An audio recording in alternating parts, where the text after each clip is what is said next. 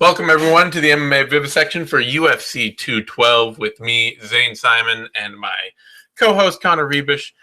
We are here to talk about a UFC 212 fight that is, or UFC 212 fight card that, as it's creeping closer, is getting quite a bit of pay-per-view hate, it seems.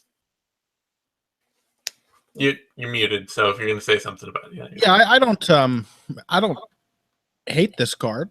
You know, I actually like having studied it for previews and for this. I like it more than I did before, but that's the problem with a card like this is like to appreciate the matchups, you have to study them, and that is not that's not the makings of a really compelling pay-per-view event.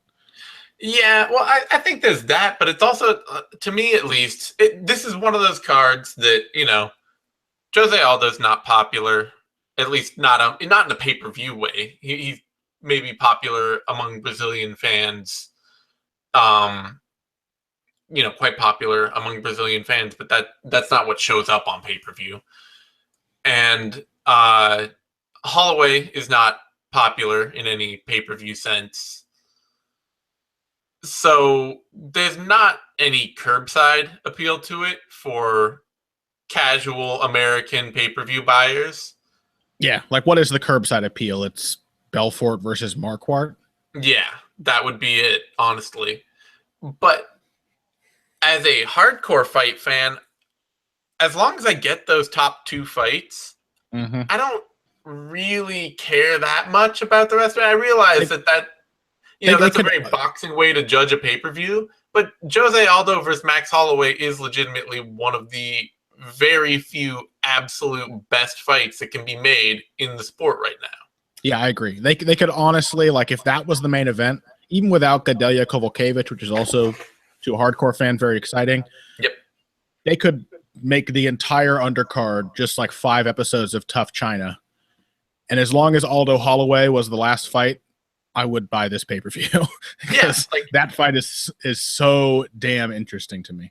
Yeah, and I get that for a lot of people, that's like, a $10, $15 fight max and not worth the price of pay-per-view. But it is like, it's hard for me to look at a card that's full of like funky, fun action fights and then those two fights on top and be like, it's terrible. Like, to me, the last UFC Sweden card, like, that was a terrible card. That was a card where I was just like, I thought it would be going in. It exceeded expectations because it had nothing to do but exceed expectations. Yeah. But that was a card going in where it's just like, I cannot make myself care about any fight on this card as a hardcore fan. Yeah, I'm with you. I'm with you. Yeah, this is, I understand people not being hyped about it, but let's be honest, like, people are also acting like it was going to be a better card just because Anderson Silva was supposed to be on it. I know that's the curbside appeal, but how fun is Anderson to watch these days, really? If we're talking about the watchability of the card, we have like Anderson getting a matchup against someone like Derek Brunson, where he can just sort of float his way to a controversial victory, or him getting destroyed by someone like Luke Rockhold or Yoel Romero, Yeah. That has no appeal to me. That's exactly the kind of fight that I'm like, I don't really want to see that. So this, to me, Borrachinha versus Bamgbose, Silva, Medeiros, no, those aren't pay-per-view fights, but the top two are exceptionally good fights, so I'm really excited about that. And that excitement right now is overwhelming any other sense of value that I have. So the main card is pretty much guaranteed to be fun. You're going to get like a fast-paced, technically brilliant fight in the main event. You're going to get a really interesting style clash in the co-main, and then you just get like 3 fights in which people are probably getting knocked out. So, can't complain too much. You can do worse. So let's start off then with talking about a flyweight bout between Marco Beltran and Davison Figueiredo. Yeah, what is Davison Alcantara Figueiredo Daiko's presented name in the UFC? It's hard to say. Yeah, I could probably... I'll find it while you're talking about it. I think they are booking him as Davison Alcantara Figueiredo. Okay. I think that's how they're booking him, but who knows? Like, you already knew. Why are you asking me? Come on. Think he has about 14 different names. He's okay. Jesus. Okay, I'll look. Fine. I'll look. You're supposed to be classic case of Brazilian name glut. It should be a fun fight. Davison Alcantara, nice addition to the flyweight division, just as an action fighter. He is relentless. He stalks forward, often with his hands hanging at his waist.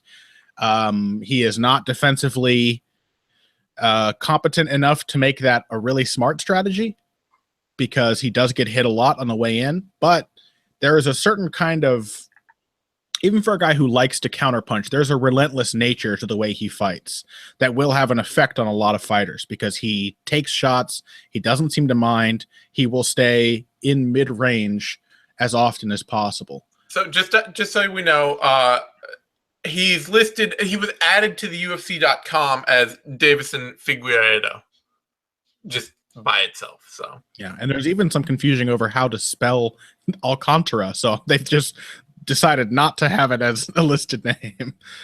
So Davison Figueiredo then, yeah, pretty relentless, aggressive counterpuncher with a solid wrestling game against the fence and very, very good ground and pound. When he gets his opponent in guard, especially against the fence, when he can kind of mash their head against the chain link, he is very dangerous. He postures up, he lands bombs. He's just a killer from top position.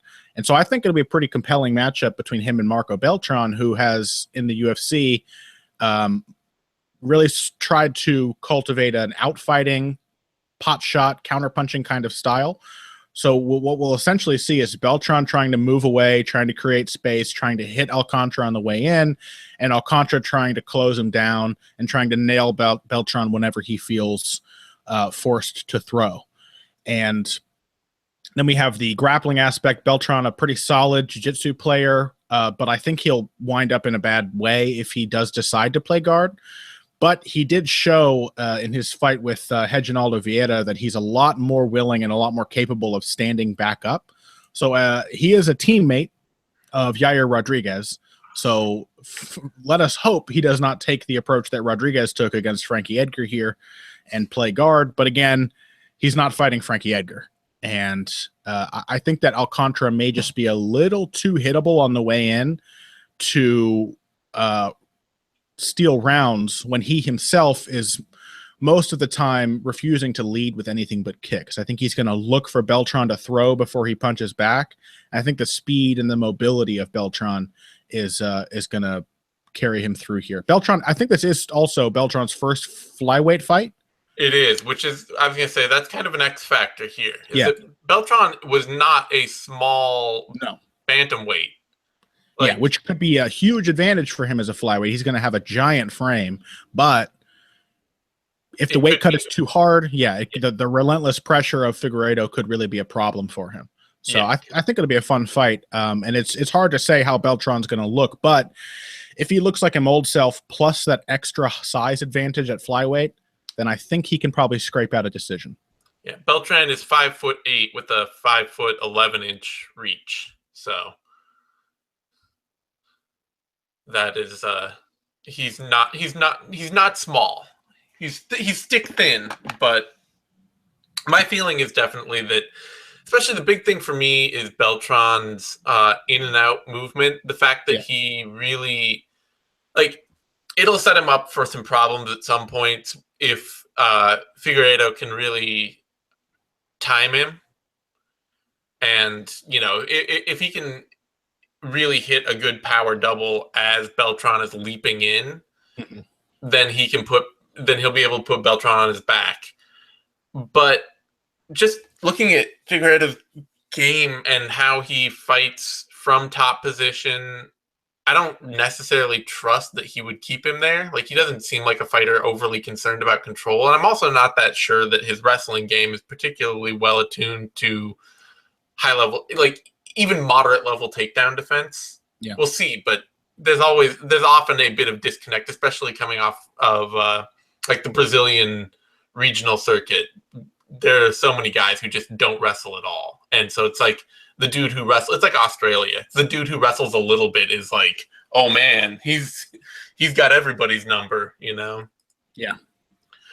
But otherwise, I think Beltran, he's too unpredictable and too mobile standing for me to trust that Figueiredo's counterpunching is going to be a big difference maker there. Like, I think it's more likely that he gets frozen up because even against guys who were just willing to stand in front of him and throw at him, he got stung and froze up several times. Like, you know, looking at at least one of the fight that you threw at me too, like he got hurt badly, like two or three times early in that fight. Yeah, when he fought Dennis Araujo at Jungle Fight 90, chewed up by leg kicks, hurt badly by punches. The fact that he came back to knock Araujo out says a lot about his toughness and his relentlessness, but the shit he had to walk through to get there is worrying.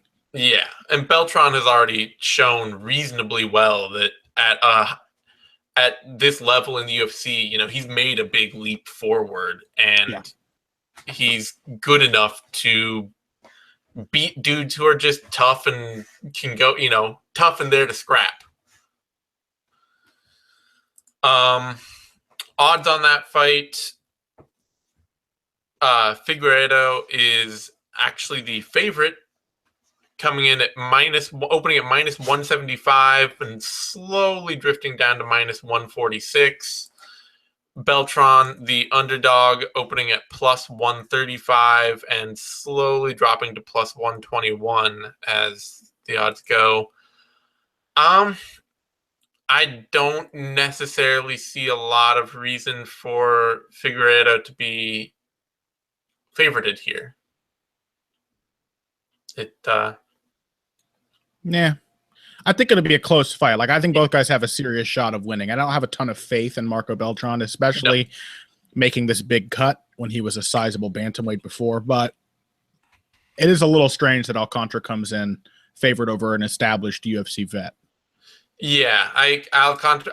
It's a fight that it's pretty close to even and even odds, and I just think it probably should be even odds. And yeah, sounds fair. Figueiredo's wins so far are undefeated, and his record's good. You know, beating guys like Reiner Silva.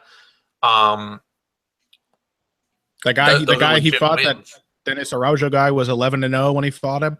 Yeah. So he's definitely winning good fights, but he's not winning them in a way that makes me think, he's just going to come in and like blow fools out of the water. It's like, wow, he knows he can put on a good, fun war against good regional level opponents. Mm-hmm. So, after that, got a welterweight bout: Luan Chagas versus Jim Wallhead. This is an interesting one. Wallhead this is going to be Wallhead getting the kind of fight he wants. I don't know that it's kind of like, I'm not sure what Jim Wallhead's going to show up, because he's got this like really inconsistent power punching game that it's either there and it's absolutely on point and he just ruined somebody's day, or it just seems like he's got like the barest level of serviceable MMA striking, and or he looks like he did in that Justin Ayari fight. Yeah. Chagas is going to come in and meet him in the pocket without question. But he's also going to do it with more creativity and just as much power.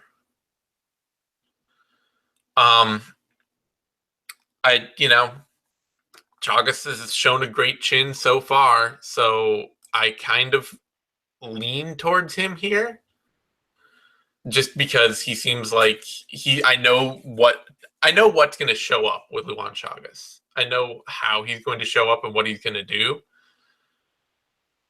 But I don't know. Like, this also feels like one of those things where he's going to meet Wallhead on exactly the right terms, and Wallhead's going to knock him out. And I don't know why I feel that way, but it is definitely has the feeling of a fight where both dudes are going to sit in the pocket, and it's going to be a question of whether Chagas's creativity and power beats Wallhead's accuracy and power. Yeah, I'm with you. I think it could be a slugfest. I think, you know, Jim Wallhead seemed to have some octagon jitters, if you will, in that fight with Jess Ayari. Also, I think that Ayari gave him problems because though he didn't look that great on the regional circuit, he showed up in that fight and had really improved his boxing. He had some really nice footwork, was very consistent throughout that fight. He made Wallhead chase him all night. His counterpunching, I think, made Wallhead really sort of wary to throw, compounded by the fact that he could not get Ayari to stand still in front of him. And Chagas is not going to do that. You know, he has a game that should work better than Wallhead's at long range if he can create that space. He's got that I don't know if he's a Taekwondo or karate background, but he's got those really dynamic kicks in his arsenal.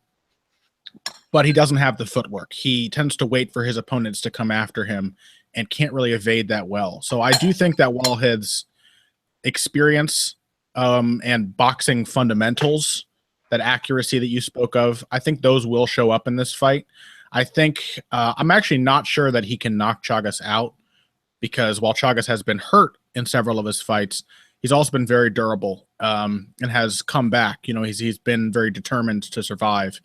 And, you know, so Wallhead may in fact be the guy who's easier to knock out, a little more shop worn at this point, but I think the fundamentals are going to show. I think Wallhead's going to get a couple of knockdowns or some big moments and clinch a decision. Yeah, it is interesting. If Wallhead can't knock him out, then, you know, that may be a much wider door open for Chagas, who is very good at rallying back from the brink of defeat and throwing something crazy.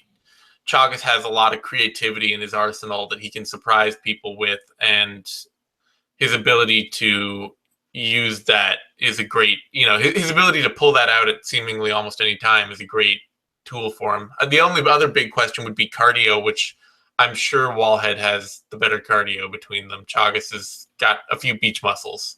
Yeah, Wallhead has always been in really good shape for fights. And Chagas is a sizable favorite, opening at minus 165 and slowly drifting out to minus 256. Wallhead opening at plus 125 and drifting out to plus 205. So I guess I get it, like the way Wallhead looked in his UFC debut, but I think we will see a better Jim Wallhead here. That seems a little wide to me. Yeah, not just because of Jim Wallhead. Like, why would you have that much faith in Luan Chagas? Yeah, a dude who ended up getting, you know, going to war with late career Erick Silva and getting submitted late because he got gassed out. Yeah. And who had a really good moment against Sergio Moraes, but then just lost all momentum down the stretch. Yeah. And I mean, I think part of the problem there too is really like with Jim Wallhead, he just sometimes he really shows up and sometimes he totally doesn't. And that's the problem. Yeah. And Chagas does always show up. So maybe that explains the odds. Let's see. After that, women's strawweight bout, Viviane Pereira versus Jamie Moyle. I think this will be more entertaining than Viviane Pereira's last fight. I can say that much. Pereira fought a pretty lackluster version of Valerie Letourneau and won, you know, like a split decision that was so uninteresting that you couldn't really find it in yourself to argue with it. Neither woman looked amazing. Pereira won that fight, I think, mostly by just being stable, by being there in front of Letourneau, by picking off little shots and countering her on the way in. I think she's going to have a lot more opportunities to do that against Jamie Moyle, who is a very solid fighter considering her level of experience. She's really gutsy. She gets in her opponent's face. She doesn't seem to mind getting hit. Like she just reacts with pressure when she's hit. And she's got a solid enough wrestling game and top game to give a lot of women in this division problems. Pereira, I think, does have solid takedown defense. And she is just a lot more athletic than Moyle. I'm not sure she's a huge puncher. In fact, I know she isn't, but she's faster. and more explosive. So I think that may be the edge in what I expect to be a pretty close back and forth fight with not a lot of clear momentum shifts. I don't expect either woman to just be able to take over any, minute or so of this fight without the other one immediately responding. So it could be fun. It could be sort of an uninteresting back and forth fight. I think Pereira by unanimous decision is my pick. Yeah, I think the big thing for me with Moyle is that she doesn't seem like a fighter who can really keep about anywhere. Yeah. Where, if it's on the feet, she'll be getting, she'll either be punching herself into the clinch or getting punched into the clinch. If it's in the clinch, she'll either be getting taken down or looking for a takedown. And if it's on the ground, she'll probably, she'll be active and going after it, but maybe to the point of giving up position. And against somebody who's more athletic than her, which I think Pereira is, I don't know how you say that, whatever. Damn you. Pereira. Pereira. Okay. Which I think Pereira is, then I have to go with Pereira there, because Moyle, even in her wins, she has a technical sub over JJ Aldrich, who's not a bad prospect herself, but also pretty raw and unstructured. And otherwise, she took a nod. She took a nod over Kylan Curran in her actual UFC debut, but it was a close fight. She had to absorb quite a bit of damage, and if Pereira's takedown defense is even just a little bit better than Kylan Curran's, that might be a kind of fight that doesn't go Moyle's way. Well, and Curran isn't one of those fighters who has a lot of speed and dynamism to her game, but it has been shown over and over again that she doesn't have much strength. Yeah. And she's very open to being bullied. And I don't think Pereira is that fighter. Yeah. Even though Pereira looks like a baby, she's a muscly baby. Yeah, she's a muscly baby. So I got to take her there. Just to hear you soberly repeat the phrase muscly baby. Yeah, she is a muscly baby. It's the little things. It's the little things we live for.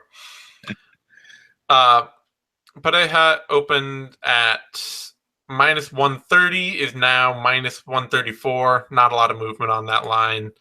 Moyle opening at minus 110, now at plus 109, which that all seems about right to me. Pretty even odds, with Moyle starting to drop further and further to being an underdog. Yeah, no complaints.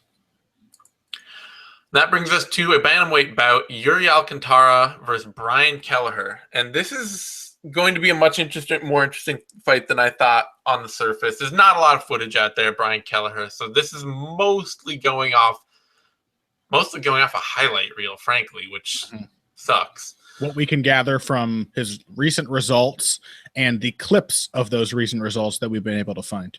Yeah. So Kelleher, he reminds me a little bit. It's a little bit like watching tape of who's that guy who's going to debut against Michael Quinones. I don't know, but I can find out real quick. Okay, his debut got scrapped because he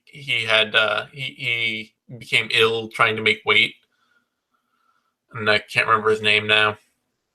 Whatever. Jared Gordon? Yeah, Jared Gordon. He reminds me a bit of Flash Gordon. This is a very fundamentally solid power wrestler, like an athletic power wrestler who is aggressive and goes after people and has an aggressive power wrestler's game. And that the fact that he's athletic and the fact that he goes after people, that's going to be an interesting game for Yuri Alcantara to face. Mm-hmm.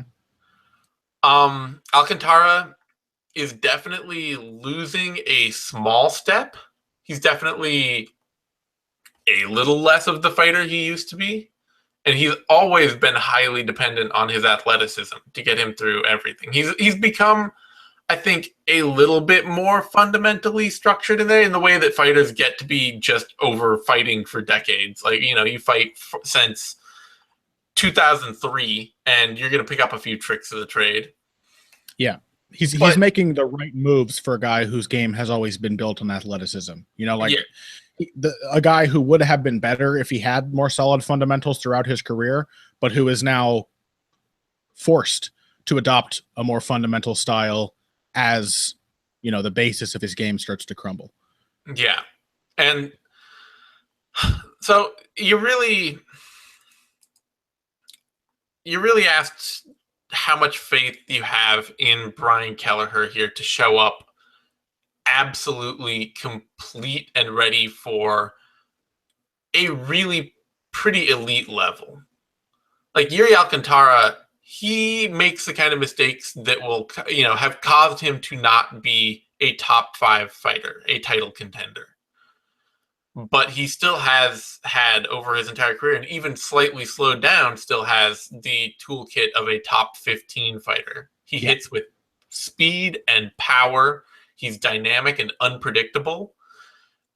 He's a very good offensive wrestler and a very good scrambling grappler. He muscles things too much, which can tire him out. But even if you tire him out, he's incredibly hard to hurt, and you have to be technical and patient and able to stop yourself from making mistakes over the rest of the fight. Like it's like he starts out as this whirlwind of athletic danger, and then he kind of fades to becoming a less dangerous Ricardo Lamas. Sure, yeah. You know, where it's like, even as a faded, more tired version of himself, he's the dude that if you screw up, if you do what Luke Sanders did, you're suddenly getting tapped in a knee bar. And Luke Sanders is an exceptionally good, inexperienced fighter. Like, really, really athletically talented. Yeah, good hard puncher. As evinced by the fact that he was beating 7 shades of shit out of Alcantara up to that point when he was submitted. Yeah. And, you know, it looks like Kelleher has fixed a lot of his submission grappling problems of getting submitted in fights and things like that over time. He's dangerous. He's aggressive. But having not gotten a clear enough look at him over his fights, I can't trust that is just gospel. I can't trust that even if he gets Alcantara down, that he's going to be able to punish him and out-scramble him and stay safe in a way that in the past he couldn't. Or that on his feet, his aggressive pressure, power-throwing style is going to keep him defensively sound enough against somebody who, over his career, has been pretty good at picking off people who are not defensively sound when they come after him. So I gotta go with Alcantara here, you know, until I see Kelleher show up with a complete polished veterans game that I'm not sure he has. Yeah, I'm with you. You know, I think it should be a fun fight. We have 2 finishers, right? Like Kelleher has finished, I think, in 14 of his 16 wins. Alcantara has 14 knockouts and 14 submissions in his 35 wins. So both guys almost always win by stopping their opponent. You know, when you think about it, it is astounding that Alcantara has not faded more. Yeah. When he's 36 years old, he's been fighting since 2003. Yeah. So it's pretty remarkable that he's still such an impressive athlete, and he is. And I think the changes for him have not even been so much an improvement of fundamental technique. I mean, I think he has picked up some new tricks, but really just finally being forced to become a better strategist. Yeah, where cagecraft. Yeah, where Alcantara has always been like a tactician, a guy who wins fights in moments. And now we have him like knowing when to take his foot off the gas a little bit, when he's expending too much energy, knowing when to keep the distance and try to walk his opponent into something. He's just a little more cautious and thoughtful about what he does now. But I got to say, that fight against Luke Sanders does not inspire confidence, especially against somebody who is going to wrestle Alcantara. He is, as you said, a guy who muscles things in the grappling and wrestling exchanges because being a fighter who's not very technically sound, has to muscle things. He is an athletic fighter, and he fights like an athletic fighter with, with all of the pluses and minuses that entails. I think that if Kelleher can get in his face and drag him down to the ground, Alcantara might be in trouble. He has never been knocked out. He's extremely durable. But the way he accepted those bad positions against Luke Sanders, the way that he spent like 2 minutes at a time just sitting on a knee, eating punches, totally unsure of how to regain posture, of how to, not even just, he might have been better off if he just went to guard, you know what I mean? But he took about 6 minutes of relentless pounding before he hit upon the idea to roll for a knee bar from a position where that's all you can really do if you're not going to be able to stand up. So that's a little worrying. I think Kelleher might be dynamic enough and aggressive enough with his wrestling game to get Alcantara down. And if he does have some pretty fearsome ground and pound, and is probably at this point, I think, good enough on the ground not to at least not get submitted from guard by Yuri Alcantara. So I do see Kelleher, again, going off a lot of guesswork here because we don't know exactly what Kelleher looks like over the course of a fight, but his recent wins have been very solid. They've been finishes like most of his other wins, and yet he has also been controlled enough to take some of those into deep waters before getting the finish. So I think Kelleher, if he pushes a pace, if he scores his takedowns, which he will have ample opportunity to do against a guy like Alcantara, who always lunges in when he throws his strikes, then I think Kelleher can scrape out a decision. So I am going to go on a flyer with Brian Kelleher. All right. Kelleher is coming in as a sizable underdog, plus 175, opening at plus 175, now to plus 257. Alcantara opening at minus 245, now to minus 328. Yeah, it's a tough one because I think the real problem here with Kelleher is we just don't know enough for these odds to make sense, because or to argue against them, or argue against them, because Alcantara, it's not like Alcantara is unbeatable. He has been beat by Jimmy Rivera. He has been beat by Frankie Saenz. He's been beat by Uriah Faber. He's been beat by Hakran Diaz. If you have a patient, well-rounded lockdown game that you can present, you will beat Yuri Alcantara because he doesn't have the technical skills to take over in any area if you don't give him those opportunities. But, he also beats most dudes. Yeah. And he's still super dangerous. And obviously, as shown by that Sanders KO, or the Sanders submission, he is crafty and doesn't give up. He will take a lot of punishment and still be in there looking to finish the fight. And as his record shows, that's something he's very good at doing. Yep. All right. On that note, next fight up is another bantamweight bout: Johnny Eduardo versus Matthew Lopez. I think this is going to be a banger. I really do. Johnny Eduardo has not typically produced exciting fights, being someone who is just, in my Sherdog preview, I said he is imperturbably patient. He is a counter fighter through and through, that he will wait as long as need be for you to close the distance, for you to lead. And in the meantime, he will just chop away with low kicks and wait.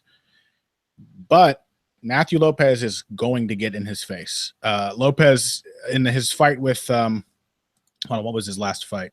Mitch Gagnon. His fight with Mitch Gagnon, he was more technical and composed with his striking. But it basically took him landing a big shot and eating a big shot before he lost all patience and decided to just go to war. That is the style that I think it's going to take a while for him to shake that, because that's the style that he has had throughout his career. And he obviously was forced to make some improvements after being shut down by Hani Yahya in his UFC debut.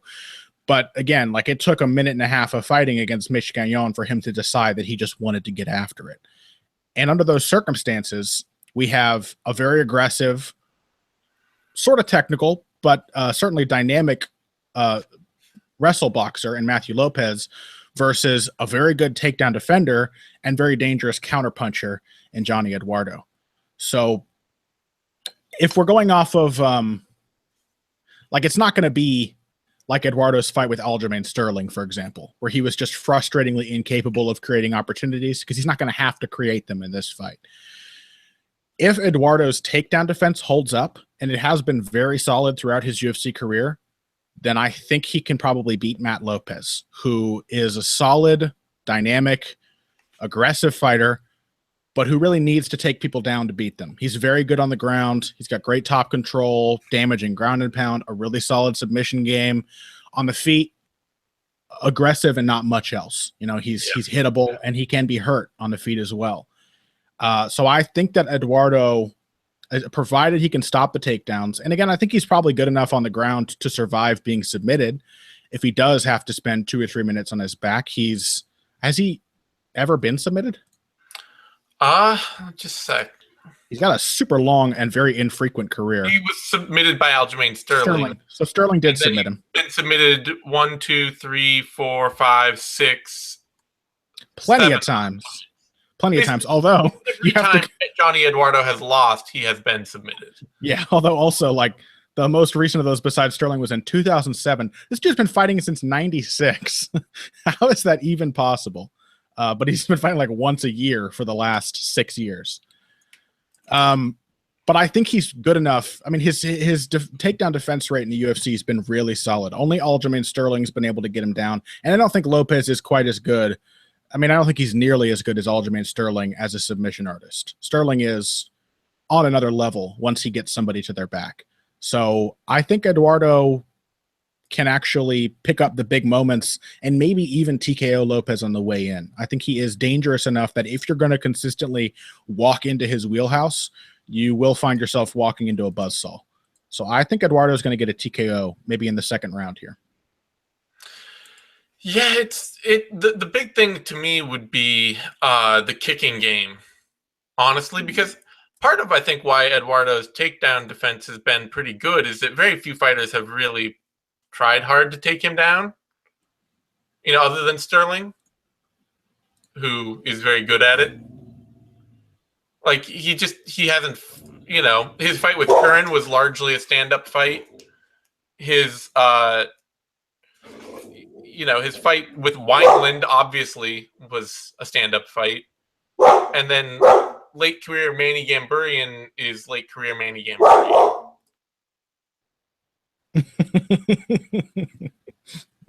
Just have to mute the mic to silence the dog. Yeah, just a sec.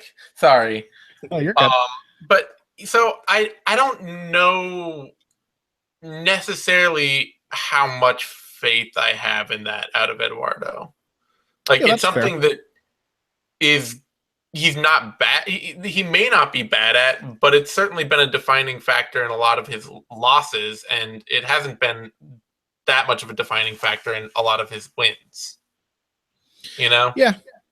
I mean, I think honestly, at this point, Manny Gamburian's big problem is that he gets cracked and gets hurt.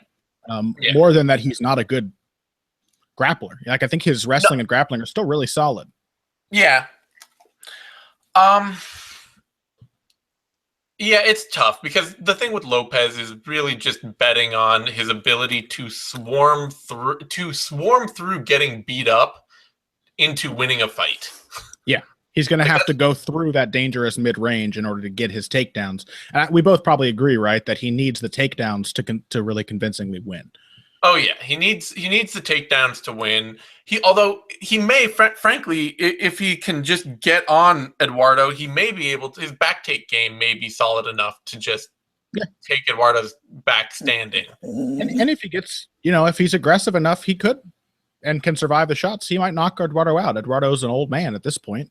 Yeah, but I don't quite understand what's going on with Matthew Lopez's UFC career.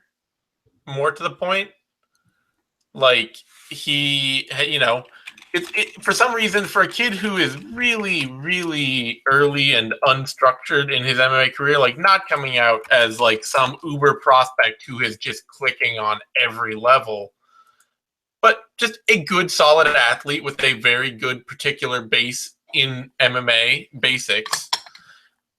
He's fought Ronnie Yaya, Mitch Gagnon, and Johnny Eduardo. Like, he's only fighting longtime UFC veterans. Yeah. Some salty dudes. He beat Mitch Gagnon, but yeah. You know what? I'm going to take a flyer and say he gets a surprise upset of Johnny Eduardo in one of those young dude taking on the old dude that he shouldn't beat and then beating him way that we've seen a lot of lately. I feel it in my blood. I mean, there was good reason to think that Gagnon should have beaten him, and he had a really good showing. So he's... Yeah. I think Eduardo, it's just like if he can't scare Lopez off, then I think Lopez's constant pressure style will get to him. And that, I think, even if Eduardo's takedown defense is decent, if Lopez is just hanging off of him for minutes at a time, I think it'll break down. Yeah, I can see that. All right, odds on that fight.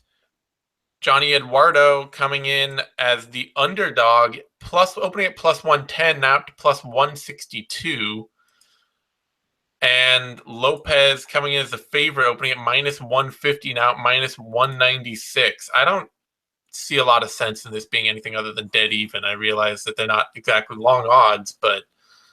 Yeah, I mean, I get it. Lopez has had impressive wins. Eduardo has often sort of stunk out the joint in his UFC fights and is more of seen, I think, more as a neutralizer than anything. But a neutralizer against somebody who continually presents opportunities, I think that it sounds like a pretty even fight to me.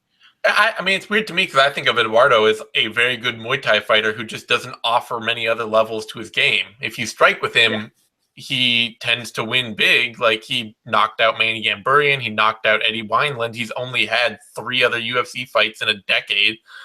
Yeah. So, it's not like, to me, it doesn't say anything bad about him. It's just, you just have to be there to stand and trade with him. Otherwise, he doesn't look that thrilling. Yeah. That brings us to a middleweight bout. Antonio Carlos Jr., Erick Spicely. And this is you. This is me? I thought I did the last one. Let's see. You did Pereira. You did. Okay, never mind. This is me. So... I think that makes me the host now, Zane. I'm sorry. It doesn't. That's the rules of the land. I have to be host now. I'm muting you. No. But this is one of those fights where it's just to me, it's like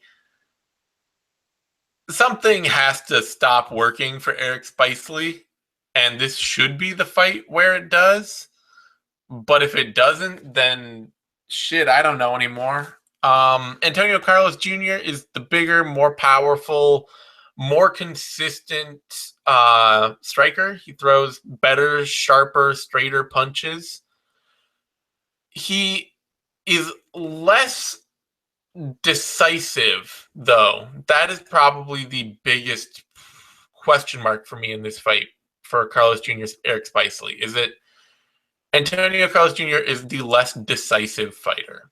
He's the better athlete. He's the better grappler. He's the better striker. He is a better fighter. He should win this. There's no real reason why not. But Erick Spicely is the dude who will very definitely go after him and very definitely try to grapple. Yeah. He's not wishy-washy. He is a B-grade Damian Maia. He knows what he wants to do, and he does it. Yep. And that's that has been a big advantage for Spicely. Mm-hmm. It was a big thing against Thiago Santos, who admittedly also apparently blew out his knee in that fight. And it's a big thing for him against Alessio Di Chirico. But he doesn't have a grappling advantage here. Unless Antonio Carlos Jr. is suddenly a dude who can just be put on his back and is like, oh my God, what do I do now? he should be able to win this fight. This should be a serious roadblock for Erick Spicely. If it's not, then I'll be shocked. Yeah. And I'm happy to be shocked every time Erick Spicely wins. Erick Spicely is Dan Kelly, dude. Like, anytime Erick Spicely picks up a UFC win, I'm going to be like, whoa, really? Awesome. Yeah, and he's got a really inspiring life story. Like, Erick Spicely is a guy that it makes you feel warm and fuzzy to watch him win. And who the hell thought he would have 2 wins over 2 very solid fighters in the UFC, especially after getting insta-submitted by Sam Alvey, right? It's crazy. Nobody. Like, Sam Alvey's submission threat is... Him and Gerald Meerschaert can hang out and share that story. Yeah. Did Meerschaert also submit Spicely? No, he's the other dude that got submitted by Sam Alvey. Oh, yeah. No, Meerschaert submitted Sam Alvey. Never mind. That's right. Yeah. And then Alvey beat him in the wrong thing. And then Alvey beat him via thrilling 5-round decision. Okay. All right. There we go. Now we're not talking over each other anymore, so that's perfect. Zane is off the show. I'm taking over hosting duties. It's now my job. Oh shit, he's back. It's. I'll just go into my pick here. I agree. The wishy-washiness of Antonio Carlos Jr., that can be a problem. It has been a problem. He looks like a guy who is trying to develop a game, and he's not quite sure how it works yet. But he has a game beyond his grappling. That alone is a big advantage. Like, if this fight doesn't go to the ground, you've got to say that Antonio Carlos Jr. has a huge shot of dominating the fight. Spicely offers very, very little other than his grappling game. And while he's a tricky wrestler and a good grappler, if and when he winds up on his back, Antonio Carlos Jr. is much more decorated, much more athletic. You got to imagine he's just faster, stronger. It's hard to see Erick Spicely winning this fight. It bears, remembering that has been the case for all of Erick Spicely's fights in the UFC, and he has won 2 of them. But you got to think that for a guy whose only real edge is his grappling game, fighting a decorated jiu-jitsu player who's a much better athlete and a better wrestler and a better striker, that's just kind of a poisonous matchup for him. So I hope it's fun. I hope that Spicely can survive on the ground and give us some exciting scrambles, but I have to go with Shoeface. Yeah, I do too. This would be a huge win for Spicely, bigger to me than even his Thiago Santos win, which was shocking because he's facing somebody who is better at him than what he's good at. Like, this would be the real kind of upset there. It would be mind-blowing. If Erick Spicely won, it would destroy the career of Antonio Carlos Jr. First Dan Kelly, now Dan Kelly Jr., but it's not likely. Yeah, it's really not likely. Odds on this fight, Erick Spicely coming in opening at plus 165, now to plus 186. Antonio Carlos Jr. opening at minus 215 and now at minus 232. Odds have ticky-tacked up and down for both guys a little, but they're not much wider, closer than not much different than where they started, and they might be able to be wider. Let's see. What's Antonio Carlos Jr. by inside the distance is plus 160. By submission is plus 220.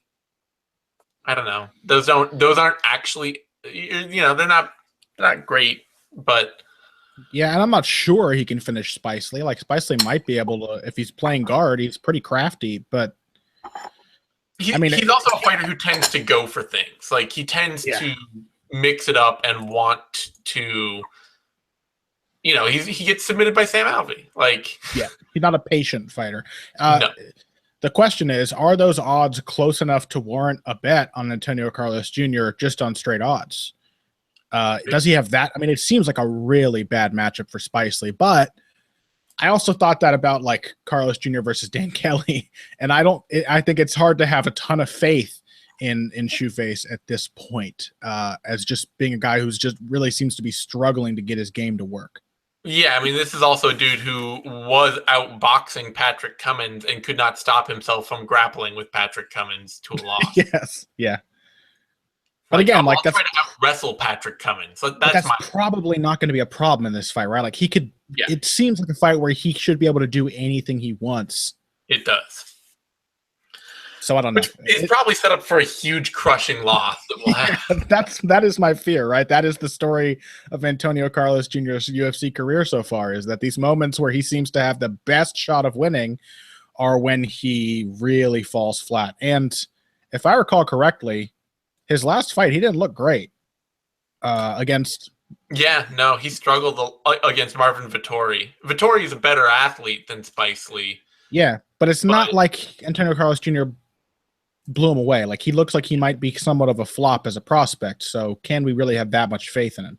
No, that's worth taking into account for the odds. So, all right, that brings us to a bantamweight bout. Rafael Assuncao versus Marlon Moraes. I love this fucking fight, man. I am so excited for this. I've been waiting for Marlon Moraes to make his way to the UFC for a long time now. His story of becoming a good fighter is pretty astounding. Like in 2011, he was a 5-3-1, and since then he has not lost a single fight. Now he's 17-4-1. Has just been 2011. He was actually 5-4-1. Oh yeah. So. Oh, that's right. Because he lost this fight against Davidas Toro Savicius. What a name. He got knocked out twice and submitted twice in that run. Was a really unremarkable fighter. I think probably coinciding with his move to the U.S. Because we see that last loss that he had was in Ring of Combat. I imagine that's probably right around the time he started training with Mark Henry, and also alongside Frankie Edgar, Edson Barboza. Has turned into a very solid technical fighter. He's probably the best low kicker at bantamweight. He has a vicious low kicking game, very reminiscent of like Edson Barboza or Jose Aldo. He has developed his boxing very nicely. He has very solid footwork, likes to throw combinations to set up his kicks, sort of a Dutch style fighter, despite being, a Brazilian American. But Rafael Assuncao is legit. He has for a long time now been one of the best bantamweights in the world, and he just doesn't have the right game to take on the guys at the very top of the division, but he is a stalwart elite gatekeeper for this division. He is a very good wrestler, both offensively and defensively. He is a very good submission grappler, both offensively and defensively. He is a very good striker, both offensively and defensively. He's got nice footwork and head movement. He's a very dangerous and very accurate counterpuncher. Maybe not the hardest hitter in the world, but I think Assuncao does have a very respectable right hand. And I think the reason he doesn't have a lot of knockouts is that he's a pretty patient fighter and doesn't tend to force the finish in any way. If he finishes you on the feet, it's because you walked into something. And though he doesn't have the best chin in the world, he is defensively sound enough that you really have to work hard to catch him. And even then, he got knocked out by Eric Koch, made his chin look bad, but he also took 6 head kicks from TJ Dillashaw in their fight and was never once wobbled. In their first fight, it was Dillashaw who got wobbled by Assuncao and not the other way around. So he's just a very solid, well-rounded fighter. His big flaw for this matchup is that he eats low kicks. He eats them up readily. And that is a problem. If Moraes comes out here and just flashes the hands and kicks his legs over and over again, it could be consider that Assuncao fought Pedro Munoz on short notice. Munoz was in on short notice. And even though Assuncao convincingly won the fight, he got his legs chewed up by Munoz in that fight. And Moraes is capable of doing that and more. But Moraes is also kind of susceptible to being countered. Even in his fights with guys like Josh Hill, he was getting tagged on the way in. And he likes to push the pace.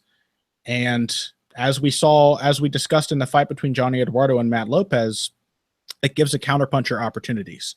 Assuncao, it's not like he can't throw more. If you give him the opportunities, he will throw whenever you present your chin.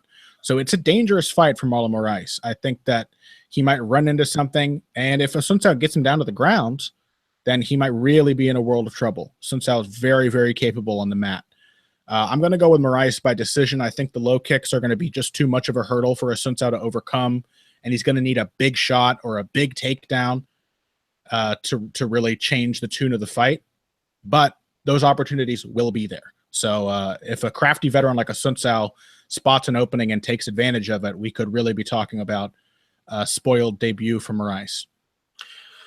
Yeah, one of the interesting things that really pushed me looking at this for Moraes and pushed me in his favor is, going all, you have to go kind of all the way back to Johnny Eduardo in 2011. I guess Mike Easton, but Mike Easton has had all sorts of other things going on with his MMA career. Mm-hmm. But Assuncao has rarely faced a big puncher that could really test his boxing, like test the fundamentals of his striking in a way of like having to defend against somebody who, when they tag him, will tag him hard. Yeah, not really since, I would say, even Erick Koch was probably the last like really dangerous puncher that he faced. Yeah. As far as, I mean, Dillashaw is obviously dangerous, but as far as like single shot power. Exactly. Dillashaw is a very good technical boxer, but he's not a power puncher. Yeah. He's just not. And like looking at his fight against Aljamain Sterling,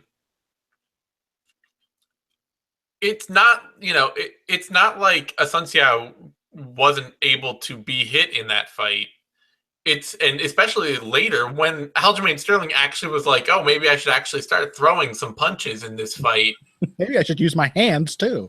Maybe I should. Yeah, maybe I should actually box a little. He did pretty well. Yeah. And Moraes, on the counter, Assuncao, he's a good counter puncher. He's a good technical boxer. He's a good technical fighter, but he's not he's not a finisher unless he can get you down. And he's not an active offensive wrestler for the most part. Like he wants to box with you. He wants you in a patient boxing match. And he's not dominant there. That's the thing. It's like, even at his best, in his best performances, he's a guy who wins. You're like, oh yeah, okay, that was a patient, constructive performance over a guy who didn't have a lot of tools to offer you on the feet, or just, somebody that his Dillashaw win being the one where it's like, well, Dillashaw might have actually won that fight. Yeah, very close. And he clearly lost the rematch against an improved Dillashaw. And so otherwise, Pedro Munhoz, the lesson we've learned from Munhoz is that everybody is going to tag Munhoz up on the feet standing. Yeah. Yeah. Like literally everybody. Even Damian Stasiak is going to land huge punches consistently on the feet. Yeah. And so I don't think that Marlon Moraes is the kind of guy you can nip tuck.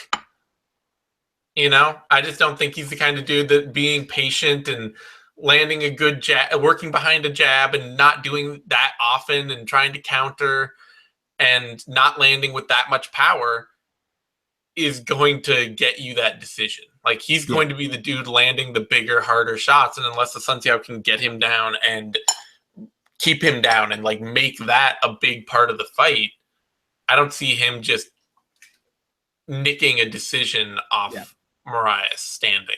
Well, yeah, what you're saying essentially is that Assuncao is just purely a tactician. And if we talk about fighting between tactics and strategy, where strategy answers the question of why, like, why am I doing this? Why should I pursue this aspect of the game? Like, how do I win a fight? Tactics is how. How do I win an exchange? How do I land this shot?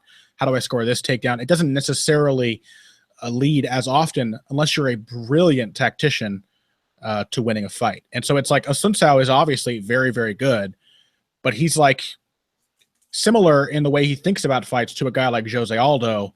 And it just shows you like how special you have to be to really make that style work. You got to be a Floyd Mayweather or a Jose Aldo to just pick your spots and answer whatever question is posed to you without like forcing your game on your opponent. And I think it's the fact that he's not going to be able to force his game on Moraes he's not going to be able to strategically outsmart him, that is going to be a problem.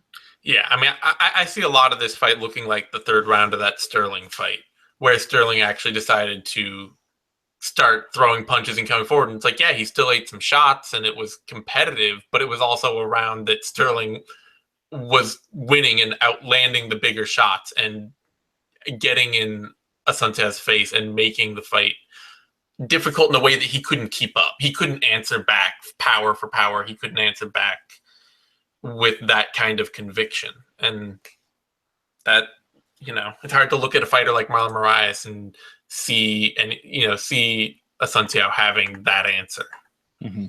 And if Moraes runs into the same hurdle that a lot of new UFC signees do, which is that the environment of the UFC, when you come in and you fight top fighters, they are bigger and stronger and cut more weight than their counterparts on the regional circuit. Yep. That probably won't be a huge problem with Assuncao in particular, because he is not that kind of fighter who imposes that sort of game on you. Yeah, he is big. He's strong, but it's not how he makes his game work. He's not going to make that an issue if you don't allow it to be. On that note, Moraes is a reasonable favorite, opening at -210, slowly falling to -172. Assuncao, the underdog, opening at +160, at now at +144. Reasonable. I think both guys, as long as Moraes is not -200, I think it's too dangerous a matchup for that. But I think him being a favorite is not a problem. Yeah, I mean, it would feel more dangerous to me if Assuncao had finished anyone other than had more than one armbar win in his last 5 years.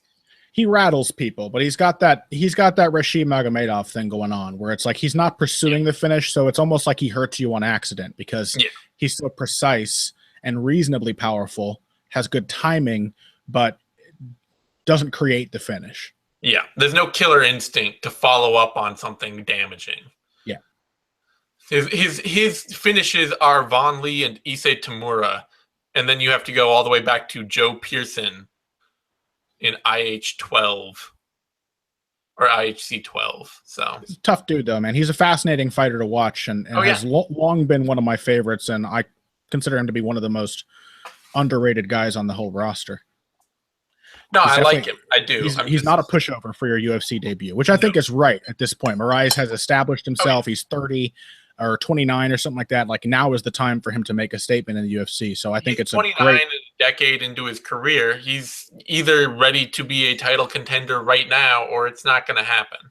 Yeah. So I think it's a perfect way to really determine if Moraes has what it takes to compete in the UFC. Like, you can't ask for a more well-rounded and intelligent opponent than Assuncao.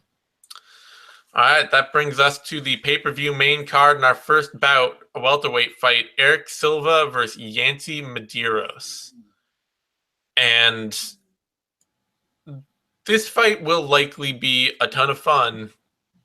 It may not be pretty at all, but it will definitely be fun. Medeiros is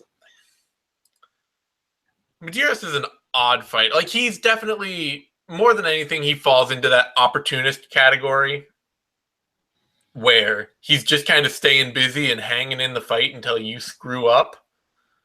Mm-hmm. He's tried, I think, at various times to play with different styles of being that opportunist and being busy. At times he's had this sort of Diaz slap boxing idea. And lately he's become, like we saw in his last fight against Sean Spencer, he was out there just like with a kick heavy game, trying to like be more artful and stay away from things, and still getting hit a lot and still not really being that artful. Mm-hmm. But you screw up around him and he'll make you pay for it.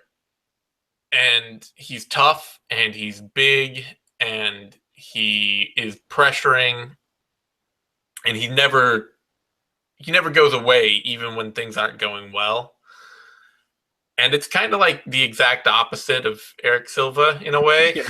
Yeah. Where Erick Silva has always been this dynamic whirlwind that either catches you up in that whirlwind or just spins out of control and is done. Mm-hmm. And this feels like a spin out of control and is done fight. I mean, Silva's chin has only been getting worse as time goes on. He is still dynamic, but he's now at 32. He seems to be a little less dynamic. Like, that dynamism can still be there in these brief moments, but it doesn't feel like the dude in 2014 and 2015 back to 2013 when he was wrapping up Jason High and Takanori Sato and Mike Rhodes and Josh Koscheck. Oh, that famous win over Takanori Sato. The kicking you in the head with one leg while defending a takedown with the other. Yes, it's amazing. Like that kind of stuff, what we've seen against Neil Magny and Nordine Taleb and Luan Chagas, that kind of stuff doesn't quite seem to be there anymore. Yeah, some of that too is, matchup based. Yeah. Takanori Sato, if anybody's going to come into the UFC and get kicked in the head while attempting a takedown, it's Takanori Sato, but sure, but Jason High, like that kind of win. Yeah, solid wins. There was a point where it was just like, here is a murder ball rolling towards you, and you either hit it exactly right to stop the murder ball or it murders you. Mm-hmm. And now it's sort of like, here is a dust devil that if you are, wearing a squirrel flying suit will throw you across the room, and otherwise will just sort of dissipate around you.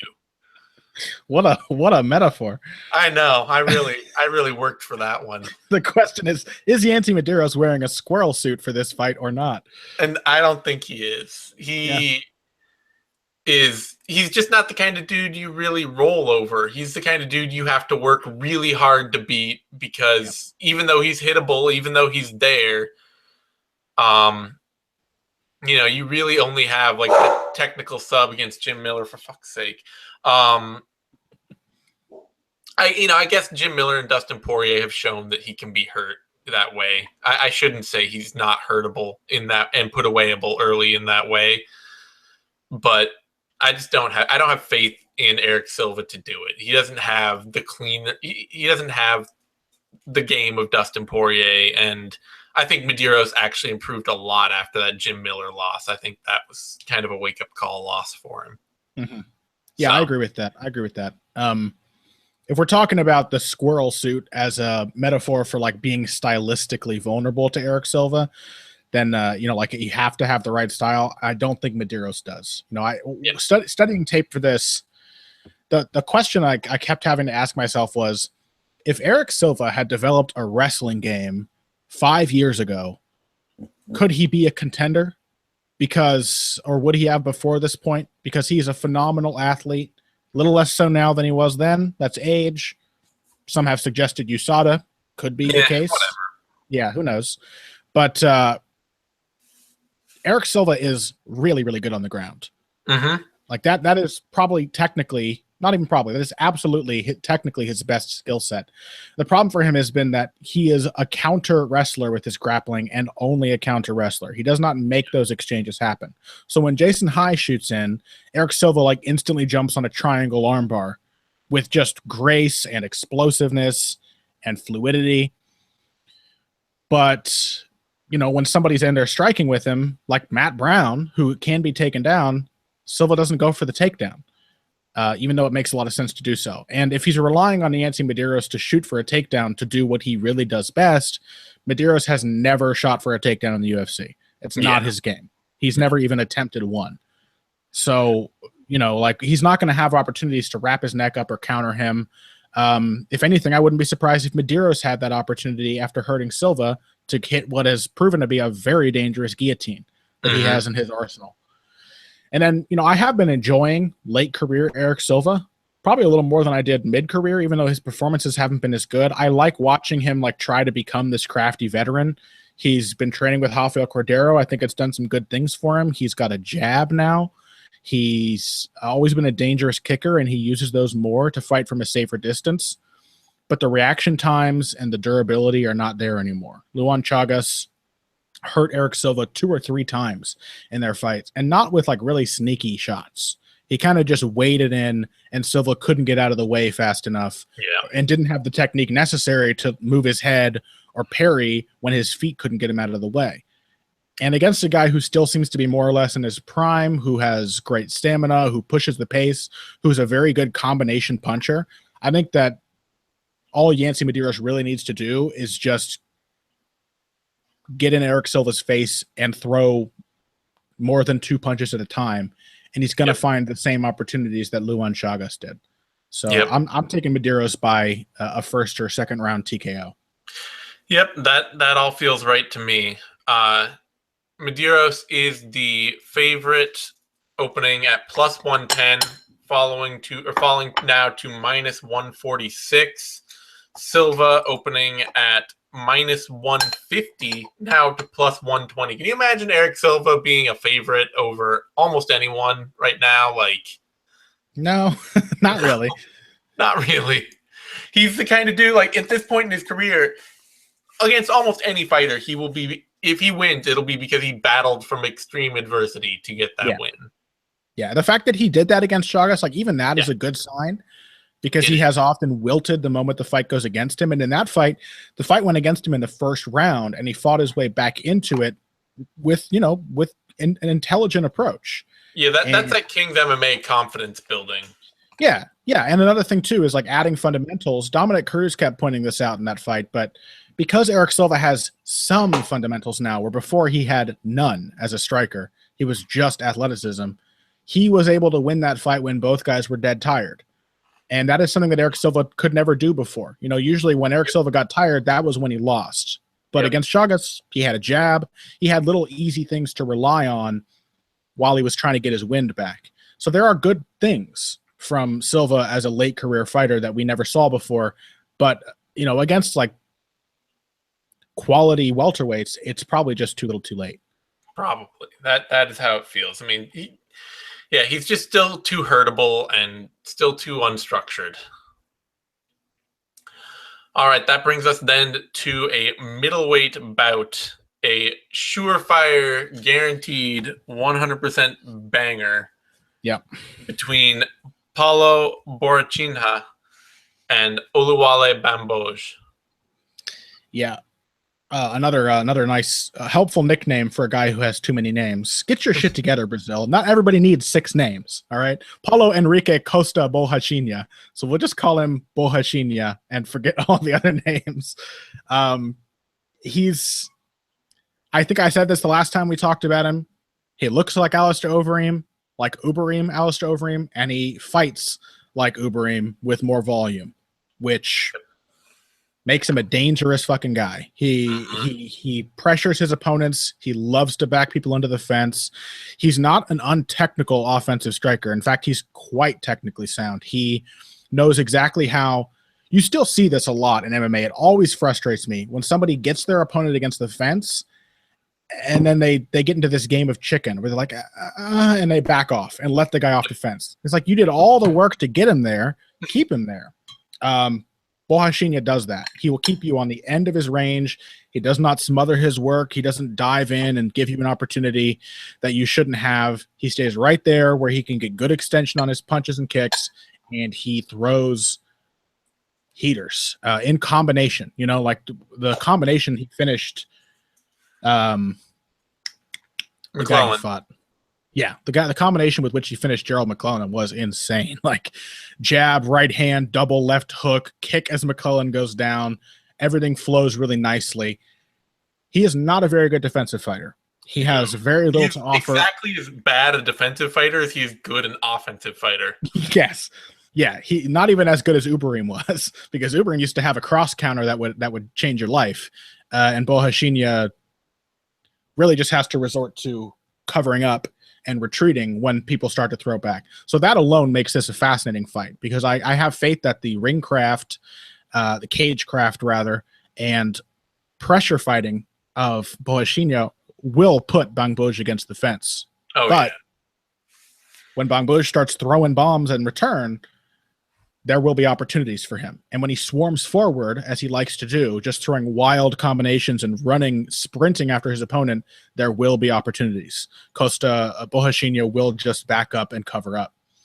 So you got to imagine that the technical prowess of Borrachinha is enough to win this fight. Bamgbose is kind of hittable. His game is just bizarre. It is truly bizarre. Like he has black belts in like 6 different martial arts, and he looks like a dude who has never been taught a technique in his life. Like he just watches YouTube videos and does things because he's very athletic. He hits really hard, and he loves to go to war. But he's, the game doesn't. He is very particular. He is. I mean, it's sort of like somebody rebuilt Vitor Belfort and just like in the modern era, like we need a new version, Vitor Belfort. We need one with crazier techniques. He made a mistake though, because every time he knocks somebody out, he does not then run around with his arms up screaming "Jiu-Jitsu!" I know, but which was always the best. The best part about the early days. If you look at any like one thing Bamgbose does, you're like, oh yeah, I can see the technical, like I can see the karate, I can see the Muay Thai, I can see the whatever in that moment. And then he does 3 things, you're like, what the fuck? What is it? Yeah, it's kind of like, I mean, maybe that is the problem, is that he's a guy from a traditional martial arts background who has now been thrown into a real fight. And we see that from people. Like we even saw that with Oliver Enkamp at Stockholm last weekend. He's got some really nice technique, some beautiful spinning kicks.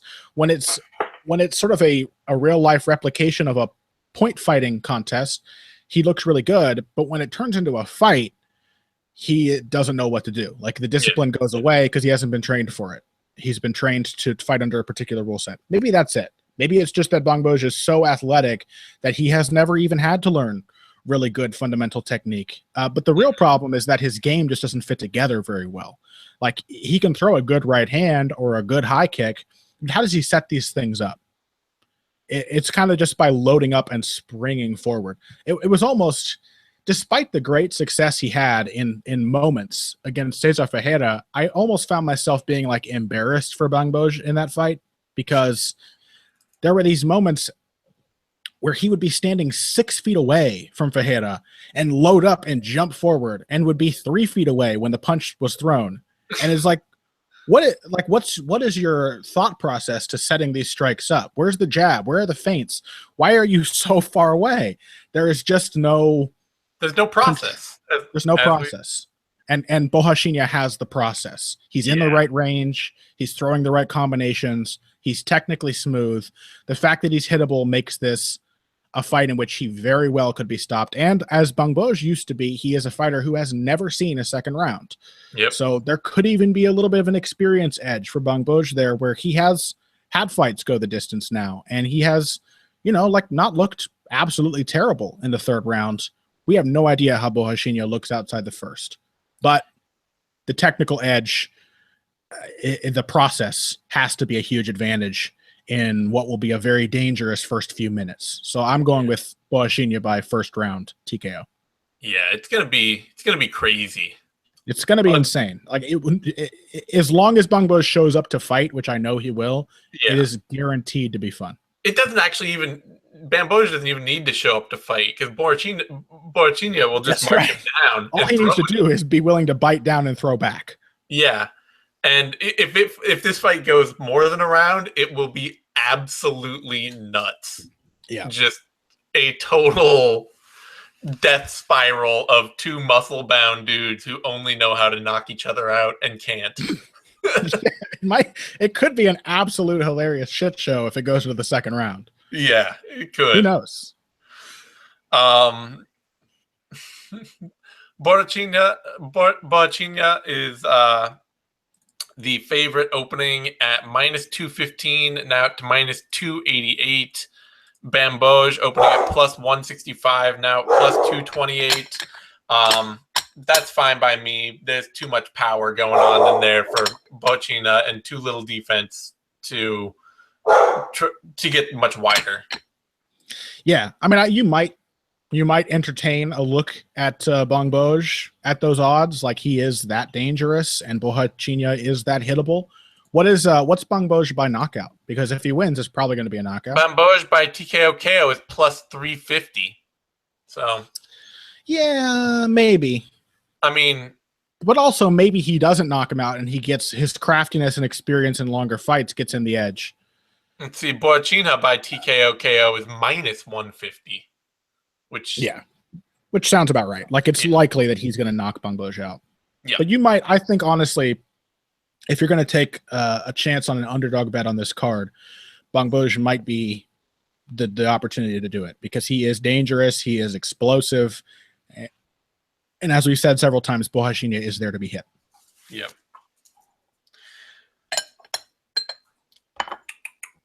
Molly, come here. Jesus. It's dog. All right. That brings us to another middleweight bout. Vitor Belfort, Nate Marquardt. And this is me, right? Is this you? Let's see. You. I think the last one was you, wasn't it?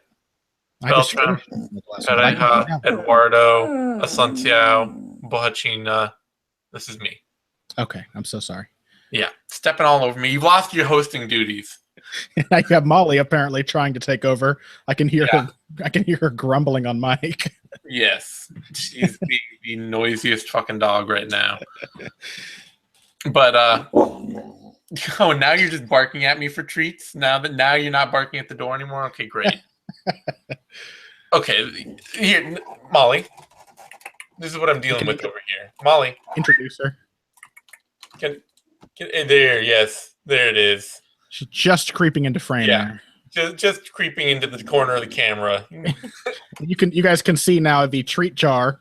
If you ever wonder what that rattling noise is, it's Zane trying to trick the dog into shutting up by making her think she's going to get treats. And she does get treats. She sits and she waits and she gets treats. See, treat. Yeah, maybe. This is how it works. Maybe that's why she barks. No, it's not why she barks. She's scamming you, Zane. She's pretending there's someone outside the apartment just so you give her a treat. All right. Vitor Belfort, Nate Marquardt. Oh, for fuck's sake. Molly, come here. Dang. Jesus. This is like the old dude version of Paulo Borrachinha versus Oluwale Bamgbose, except that Nate Marquardt doesn't have the offensive craft of Borrachinha. He's a better fighter. He's been a better fighter at his peak because he's a better defensive fighter, better well-rounded fighter, just better. But yeah, this is where I'm actually, I don't know, I feel weird about this fight. I'm happy because it's one of the few fights that I think Vitor Belfort should be taking right now. If we live in a world where Vitor Belfort has to still fight dudes, and we do, then it should be dudes like Nate Marquardt.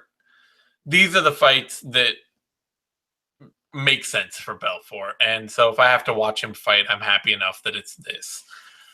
I think, honestly, I'm a little bit heartened by his performance against Kelvin Gastelum. He looked good.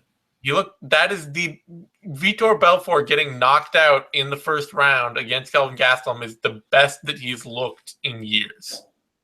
It is better than his win over, it's going back to his first win over Dan Henderson and over Luke Rockhold.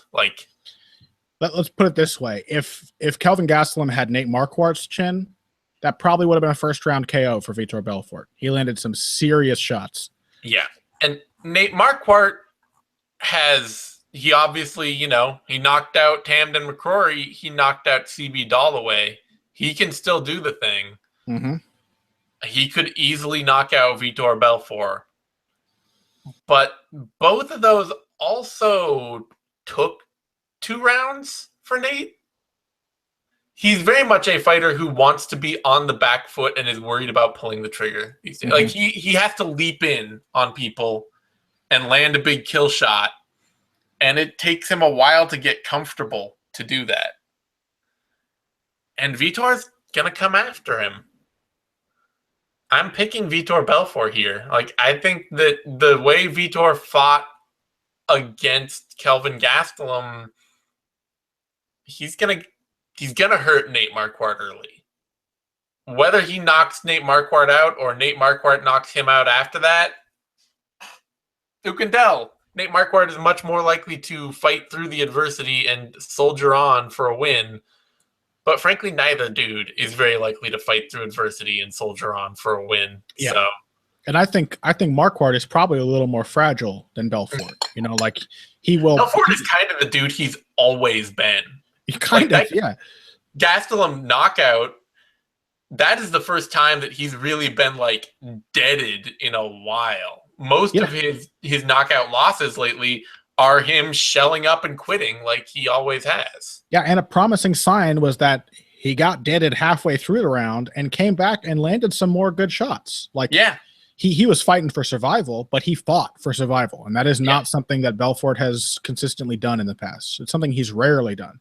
And while Marquardt does that, when he gets knocked out, he tends to get knocked out. Like, he tends to be rendered incapable of fighting back. So, you know, it could be a good thing down the stretch for Marquardt that his knockouts are taking place in the second round if Belfort is like his old self and is like a first-round fighter. But I think that like there was some heartening signs in that Gastelum fight. I got to imagine that Vitor Belfort, in not just his home country but his home city, is going to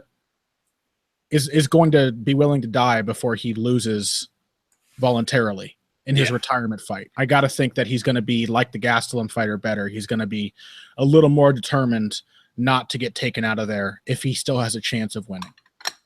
So, yeah, I'm with you. I think Vitor Belfort being a better combination striker still, I mean, both these guys are still very explosive and fast for their old age, you know, like, but I mean, Vitor Belfort's, this is like his 21st year of professional fighting. I think it's like Marquardt's 18th year. Both guys are still dangerous, still dynamic. The really big change for both of them is that they just can't take punches anymore. I think that has had more of a negative impact on Marquardt's game than it has on Belfort's. So, yeah, I like Belfort to get a first-round knockout. Weird as hell, but like, you know, like I say, if these guys have to fight, this is the kind of fight I want them in. It's a great fight for Vitor's retirement. Like, it's the perfect fight to make. You give these two crusty veterans who are still both very dangerous, you know, a chance to put on a show. Like, if there was an old timers league for MMA, this would be a main event. You know, it makes sense. And of course, you keep saying Vitor's retirement, but you know he's talking about not retiring, right? Oh, yeah. So Vitor's retirement. Either way, if he's rejuvenated like he looked in the Gastelum fight and he's in front of his hometown crowd, I'm expecting a good showing out of him. Belfort is the favorite here, opening at -185, dropping all the way to -128, and drifting back out to -162.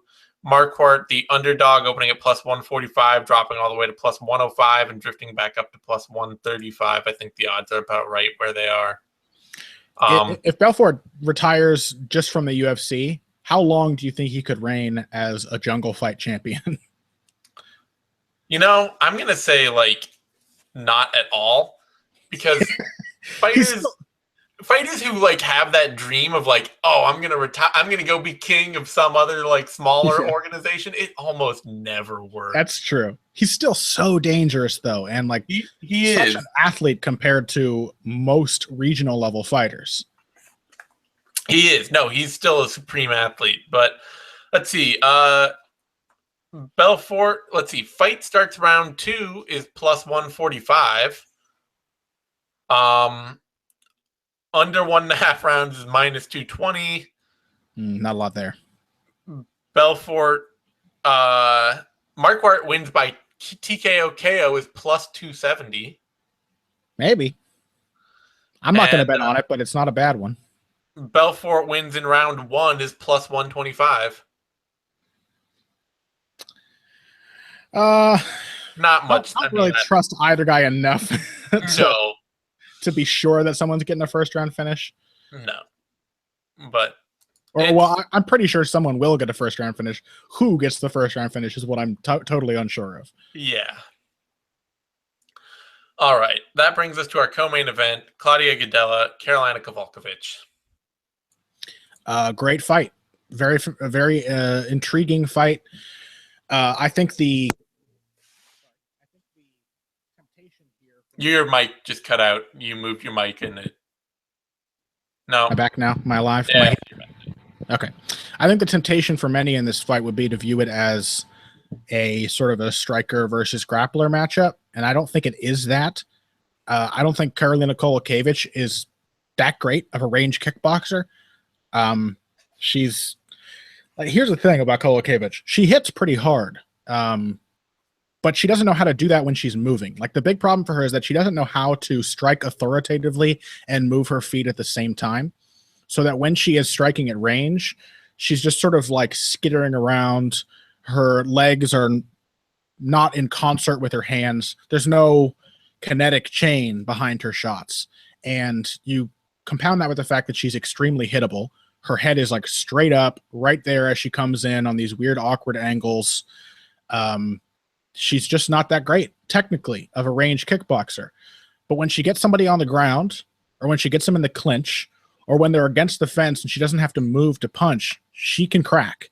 She when she's able to dig in and throw, she has enough power to really demand respect. And we've seen that now in a few fights. We saw that when she fought Rose Namajunas. I mean, she dropped Namajunas with an uppercut in a clinch in that fight. She also hurt her badly with elbows. She landed some really nice knees in the clinch.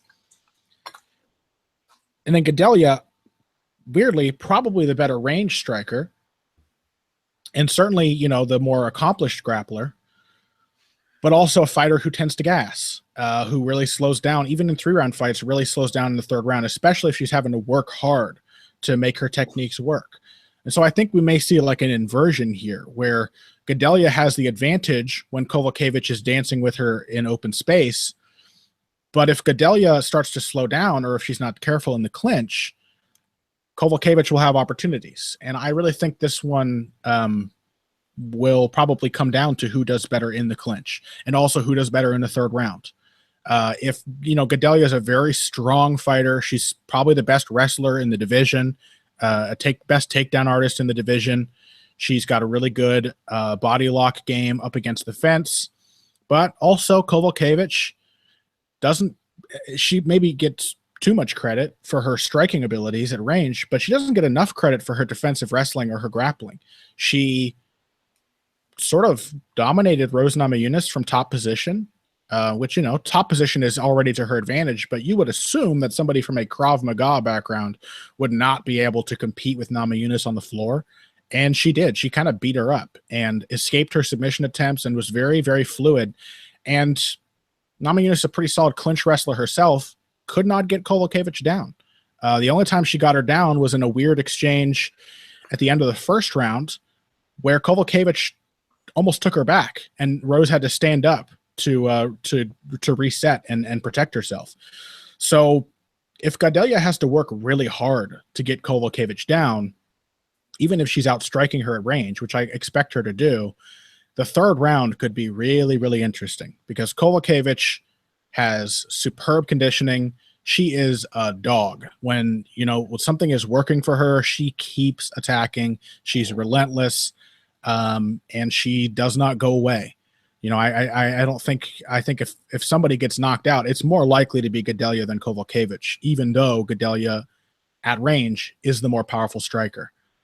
So I think Gadelha may have to survive a pretty rough 3rd round here, but I do think that being stronger in the clinch and being more technical at range is going to be enough for her to clinch the first 2 rounds.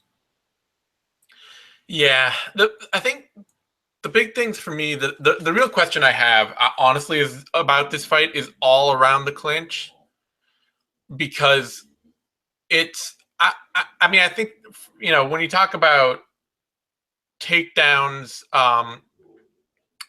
Gadelha, better than anything, is more of a like snap double leg takedown artist, and Kowalkiewicz's style may not be set up well to defend that.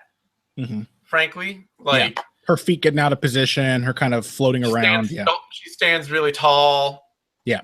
And there are very few women, honestly, who shoot a double well, nearly as well as Gadelha, and it's not something that I think a lot of women prepare that well for, frankly.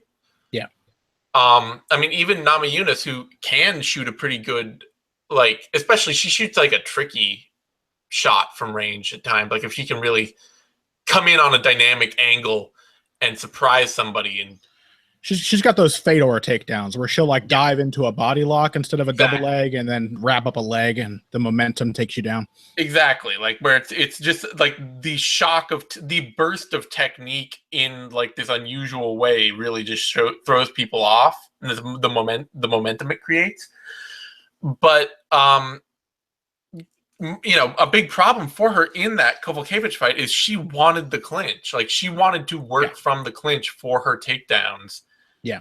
And she just got chewed the fuck up there. Like it was just such a bad mistake. Yeah. The big difference in that respect between Namajunas and Gadelha is that Namajunas can be sucked into someone else's fight. Even though like Trevor Whitman in that corner is telling her, you know, do not go for the clinch. He's doing it as positively and as encouragingly as he can. He's like, you're winning the striking. Don't go for the clinch. She still kept going for it because the pressure of Kowalkiewicz, I think, was too much for her. And Gadelha will probably stick to her game. But the other thing is that Gadelha is a much better fighter on the break than she actually is in the clinch itself. Yeah. In the clinch, she is mostly a press and hold fighter. She's more of a wall install fighter than anything else. Like she wants to wrap you up and hopefully impose some sort of big Jesus Christ. Big physical game on Molly. God, fuck. This is like the worst episode I've ever done for my dog. Come on. Come on. Jesus. She wants to impose her strength in the clinch and hold you in place. Yeah. She wants to impose her strength in the clinch and impose her game. And she sets herself up to take shots. Like she's better when she's very good at breaking the clinch and at working out of clinch breaks. But actually getting into the clinch making her offense work in the clinch is not where she's best, and she's willing to accept the clinch as well. Like you got to consider too, like she fought Jędrzejczyk in that second fight, who is the clinch striker in this division and the takedown defender, and she still took the first 2 rounds just by smothering her. Yeah, it exhausted her, but she took the first 2 and almost took the third just with that smothering approach. Yeah, and I'm picking Gadelha because I think her takedown game is set up well against Kowalkiewicz, and her Kowalkiewicz's range striking is not. It's not there. Like one of the things I noticed watching Kowalkiewicz against Namajunas, because I tried to watch her against Jędrzejczyk, and that just ended up being a really pointless exercise, and me just going like, oh my god, Jędrzejczyk is so much better than she was in that fight. Yeah. Like, how did she get so much better against Jessica Andrade than she was against Kowalkiewicz? It's just like, I couldn't get over that. But the big thing that I noticed in the Namajunas fight too is that a lot of Kowalkiewicz's striking game is down to her getting a groove. Yeah. And so it's not even necessarily like, so, you know, it's even maybe more of she's a slow starter and a poor starter than she is a really terrible range striker. And that early in fights, she just doesn't have a rhythm and a timing and a range down and a comfort in how to move forward with these things. And as the fight goes on, like as that Namajunas fight went on, she just started putting together combinations way better. But Gadelha's good at sticking to a game. She's better at sticking to a game than Namajunas, and better at sticking to an effective game, rather. Yeah. And she times her takedowns really well in a way that I think Kowalkiewicz is not going to be well set up to defend. She's a smothering top player that is just unshakable on top. And yeah, I think this fight will get interesting in the third round because it will go to a third round, but it'll probably be with, I agree, it'll probably be with Gadelha up 2 rounds on the and one thing that may make it more interesting and may feed into the fact that Gadelha gasses is that Kowalkiewicz is a pretty strong low kicker. Yeah. And Gadelha ate a lot of low kicks in her third round throughout the fight, but really once Jessica Aguilar realized they were there, she ate a lot of them and didn't really counter them with takedowns. So if Kowalkiewicz cannot get her kicks caught, but that's the thing is I'm not sure that Kowalkiewicz is like a particularly strong game planner. She seems to just come into a fight and figure out what works and build momentum over the course of the fight. So I'm not sure she's going to invest in those techniques before it's a little too late for them to really, the benefits to show up in the third. Yeah, the big question for me will be if Gadelha lets herself get pressed into clinch exchanges, does she break them up and do so strongly before she gets chewed up in the clinch? Yeah, well, or can she smother Kowalkiewicz well enough that she doesn't get chewed up? Because again, she did that to Jędrzejczyk, who has even more respect as a clinch striker than Kowalkiewicz. Yeah, that's true. So that is the other possibility. And overall, I gotta agree that I think Gadelha probably takes a hard-fought, close but reasonable decision. Mm-hmm. Gadelha is the favorite, opening at -380, jumping briefly up into the -300 range, now back to -354. And Kowalkiewicz, the underdog, opening at +260, dropping into the +240 range, and then jumping back up to +277 now. I'm a little surprised the odds are that wide because Kowalkiewicz is nearly impossible to finish, and like she has a pretty well-designed game if she can get flowing. Like I think this will be a close fight, and it could come down to a second round where is Kowalkiewicz able to get into enough of a rhythm at range to press Gadelha into a fight she doesn't necessarily want. Yeah. Plus, if she can get going in the clinches, a big factor in that Namajunas win was that she gassed Namajunas by just pounding her to the body over and over again with knees. And yeah, the fact that Gadelha is really a 2-round fighter at in most fights, that's when she's best. The third round, and if she gets them, the fourth and fifth are always the worst rounds in her fights. That gives Kowalkiewicz a serious opportunity. So I'm not sure that the odds should be that long. But also, it's not like Gadelha gets finished. No. She's tough. They're both incredibly tough. That's why I think it's just going to be an incredibly hard-fought, close fight. Yeah. That brings us to our main event now. Jose Aldo, Max Holloway. And this is a great fight. I mean, there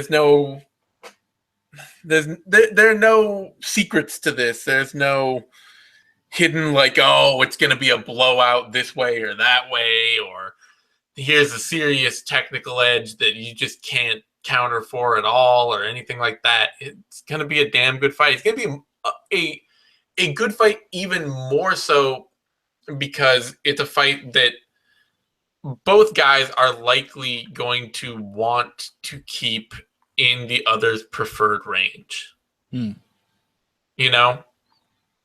It's not going to be Jose Aldo fighting Frankie Edgar or Chad Mendez or Ricardo Lamas or Chan Sung Jung, maybe more like Chan Sung Jung, but a much more technical Chan Sung Jung.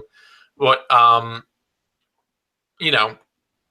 it's not going to be those recent fights for Jose Aldo where he's fighting a very good, well-rounded guy who wants to do everything and will try and push the fight everywhere all the time. He's fighting somebody who wants to be out at range kickboxing with him. That is undoubtedly what Max Holloway is going to want to do in this fight. Yeah, and it will likely be more of Max Holloway coming forward and Aldo trying to neutralize him on the back foot, but again, Holloway's got more reach than someone like Edgar. He's got more technique and more versatility than someone like Jung. He's just a super well-rounded striker. So we're going to see a lot of, I mean, it's a great fight because all you can do when you think of it is like hem and haw over what the hell's going to happen. Yeah. It's so two amazing fighters. You know, the big things to me, like I'm picking Jose Aldo. First of all, because I have learned, much to my own happiness, that knockout loss to Conor McGregor, which I still do honestly think is going to hang over his career like a horrible dark cloud for years and years to come. It is not hung over his psyche in a way that I worried it would, because he took that defeat every bit as poorly as you would imagine. You know, he was shattered by it, absolutely. And I worried. I was like, I don't know. What are we going to get at? I picked against him in that Frankie Edgar rematch because I just thought, I'm willing to take a flyer that something has changed. And then he came out and he showed that absolutely nothing has changed. And that, arguably better than ever. You know, yeah, arguably better than ever. Just every bit as resilient as he's ever been. And although, you know, there's, we know this from years of watching it, but everything around him, everything for him is built around his low kicking game. And it's done so in a way that it makes fighters, fighters who want to strike with them have to break down all of their striking game mid-fight and try to reinvent it. Because they start getting hit with low kicks, and they have to start thinking about how to check low kicks, and then they start eating punches behind low kicks or instead of low kicks, and suddenly they're forced into a full restructuring of how they were going to approach a fight because their leg is getting kicked the hell apart. I have yet to see Max Holloway do that. I have yet to see him really effectively do much with the low kicking game other than walk through low kicks and try and outstrike somebody and make them pay for them. And he's rangy enough, he's crafty enough, he has footwork. He has footwork and a consistency about him and a safety about him that is somewhat unlike what Aldo has faced before. It's the combination of range and craft and footwork. Because, I mean, Frankie Edgar has footwork, but Frankie Edgar has to fight Jose Aldo in a phone booth. You know, he just does. Like, his arms are too tiny. He's not going to be able to throw combination. He's not going to be able to play a rangy jab game against Jose Aldo. Like, it's just, it could never happen. And guys like Mark Hominick and Cub Swanson, who, well, you know, the Cub Swanson fight wasn't even really a fight. But guys like Mark Hominick, guys like Chan Sung Jung, who might have some of that same range, did not have the craft. They did not have the footwork. They did not have the ability to potentially slide around their opponent in the way that Holloway does. You know, the styling that Holloway put on Cub Swanson shows you just how consistently he can work a patient technical range game. And so did the fight, to me, the more impressive fight he put on Ricardo Lamas, who will make you pay every single time you fuck up. Mm-hmm. You know, every time Max Holloway was like, okay, I'm going to sit in front of this dude and bang it out with him, he got stung hard. Mm-hmm. But his fight against Anthony Pettis, early in that fight, Pettis did pretty well. He did pretty well behind some hard kicks and some good straight shots and just a patient technical power game to go with what Holloway was doing. Pettis has bigger defensive lapses than Jose Aldo. Much bigger. Much bigger. Is more fragile in fight than Jose Aldo. I mean, just for breaking his hand. Mm-hmm. And is more rattleable than Aldo. And I don't I don't think that Holloway, like I said, I just haven't seen Holloway have to make that kind of mid-fight adjustment recently, in this recent run. In his Anthony Pettis, Ricardo Lamas, Jeremy Stevens, Charles Oliveira, Cub Swanson, Cole Miller run, the secret for Holloway has been be patient, stick to your game, peck away, and then, if the opening comes, pour it on. If it doesn't, stay patient. And I don't think that is... I'm not convinced that does it against Jose Aldo. Yeah, I do think... I think Holloway is a good adjuster. I think he tends to get better as the fight goes on in pretty much every fight. But he has not had to adjust to like real adversity with a fight going against him. Yeah, it's one thing to adjust when you're doing things well, and it's like, okay, well, how can I make things better? How can I find the better angle on this guy? You're in control and you get tagged, and then you figure out, while still being in control, how not to get tagged in the next exchange. It's different when the momentum is shifted against you. Yeah, because Jose Aldo tends to come out of the gate and fuck your game up, and then make you have to figure out how to fight it.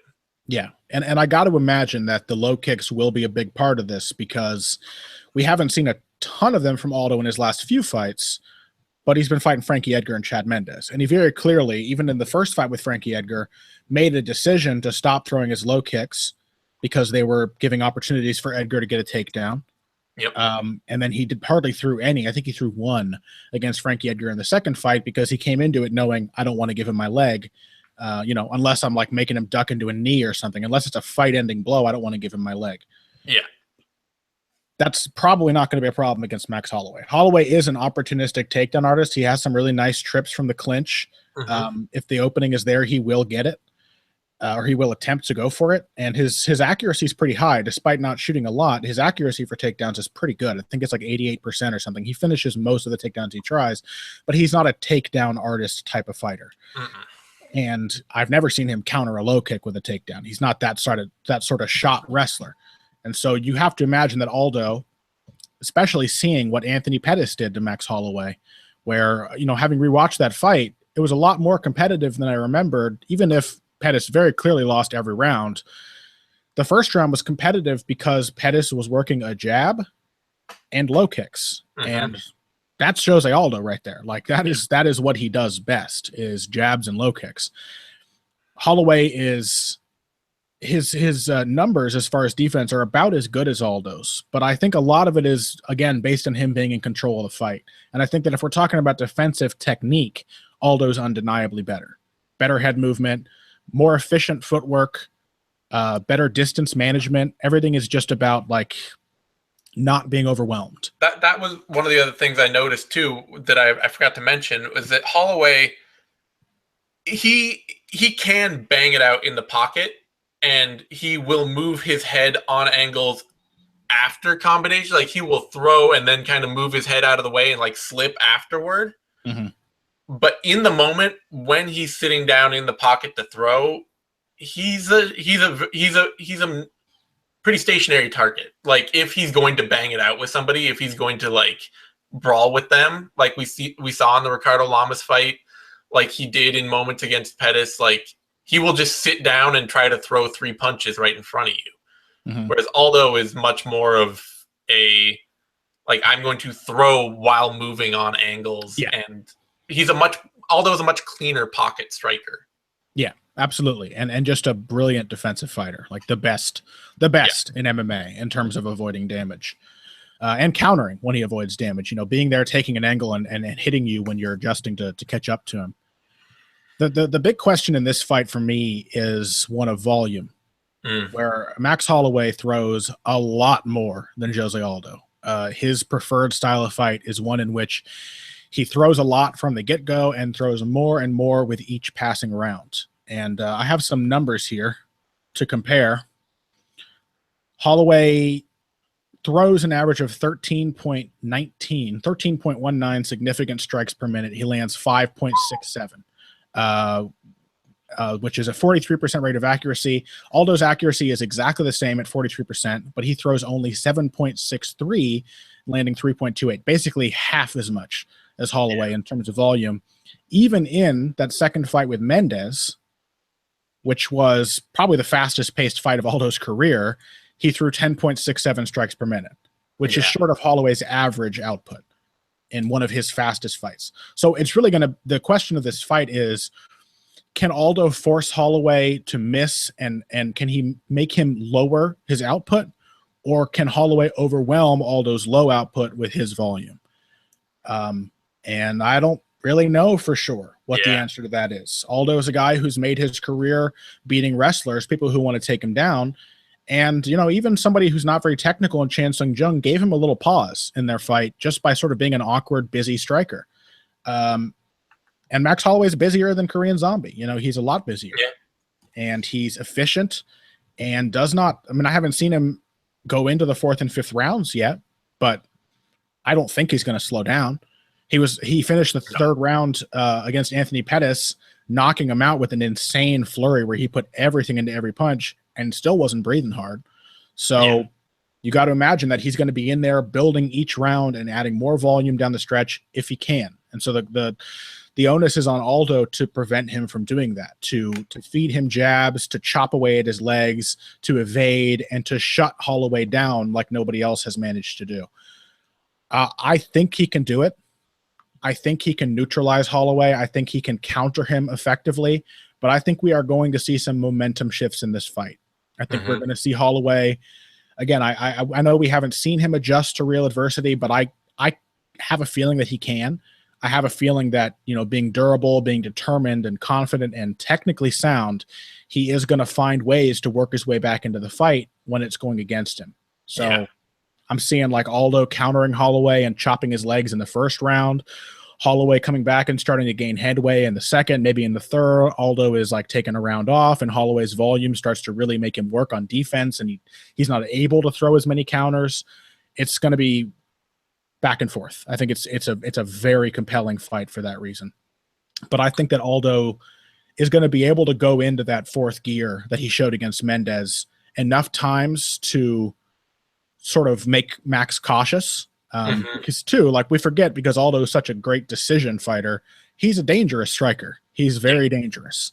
And it's not going to be like Ricardo Lamas landing a 3-2 on your chin when Jose Aldo plants one of those shots. He's the harder puncher in this matchup. He just doesn't chase the finish. Yep. So I think he can slow him down enough with that and then control him well enough with the jabs and the low kicks, the footwork, the defense to sort of neutralize him. But it's going to be tight. It's not going to be an easy win. I think it'll be tooth and nail all the way. The volume angle is really interesting because if Holloway doesn't slow down quickly, then it could be a case where he can, because Holloway can eat a hell of a shot, and he could force Aldo into that 4th gear where Aldo doesn't want to fight. Like Aldo does not want to be in that place where he's throwing hard. And then, unfortunately, it also kind of means that he can get, because he doesn't want to be there, he can get cracked there. Like we've seen it in his fights where, like, you know, he depends on being the guy who throws the harder shot at you. And, you know, while he's doing that, he's not necessarily nearly as clean a defensive fighter as he otherwise would be. Yeah, but they're usually calculated surges. And if we're talking about who is better able to answer adversity, you have to have a little more faith in Aldo. You know, you have to remember that Mendes rematch where Mendes gives him a flash knockdown in the 1st round and Aldo comes back and within a minute hurts Mendes. And you got to remember Aldo ducking into an uppercut in the 3rd and then knocking Mendes down immediately after with a killer flurry. You have to know that Jose Aldo does not back down. He is ready to answer if you bring the pressure, and once he convinces you not to bring the pressure, he will control you like nobody else can. Yeah, that's the thing. It's just a question of if he cannot convince Holloway to stop bringing pressure in those flurries, then he could be forced into a fight where he's a more open fighter for Holloway to hit. Yeah, if Holloway can take the shots and just keep throwing and not have his approach not change, and he may be able to do it. Here's a question for you before we wrap up.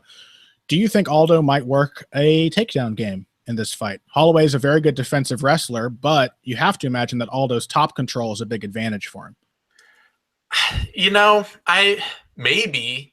I mean, there's no evidence to suggest that he will, really, except for yeah. the Hominick fight, which was years ago, but he's a pretty Hominick good is not Max Holloway.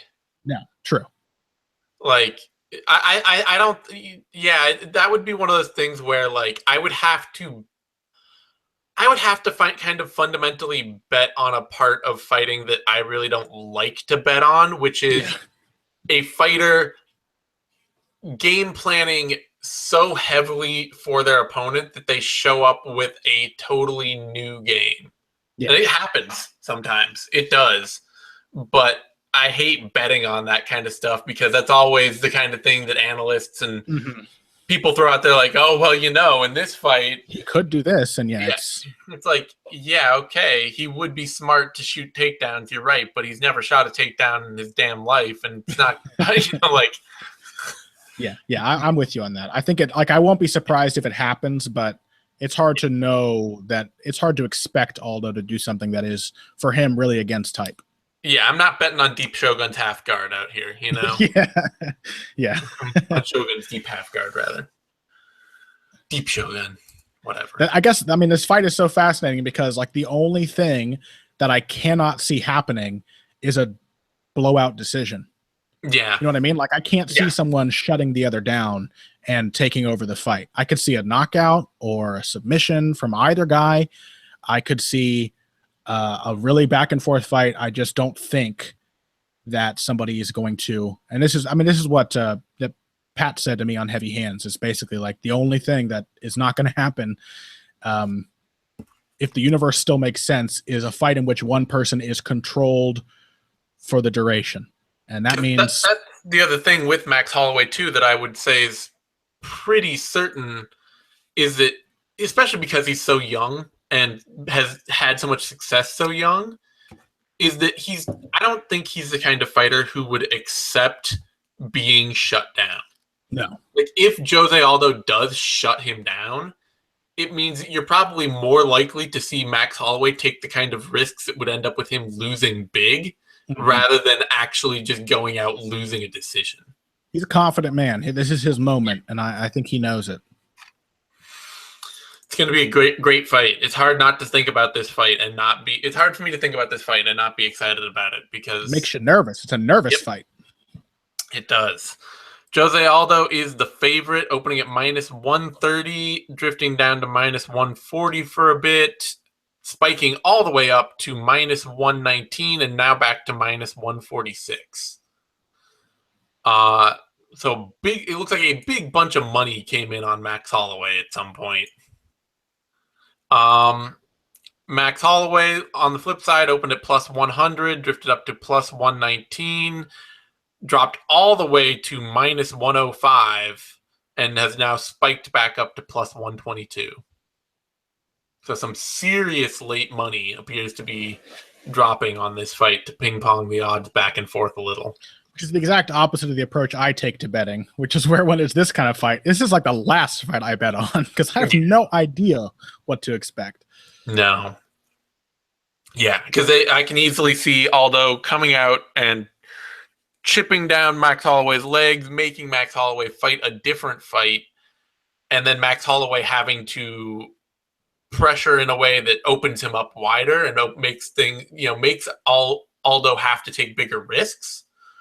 Or I can see Holloway coming out and not paying any attention to the power that Aldo puts on him, and forcing Aldo to fight a tougher, scrappier fight than he wants to.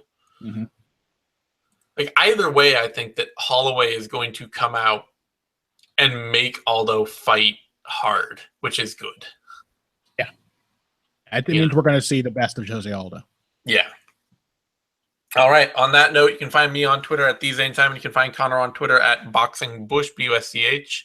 You can find both of us over at BloodyElbow.com.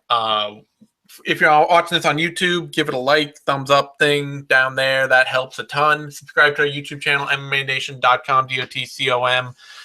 That way you get all the latest BE shows, videos, interviews, all that good stuff that we do week in, week out. We will be coming back at you next week for UFC Auckland, Derek Lewis versus Mark Hunt.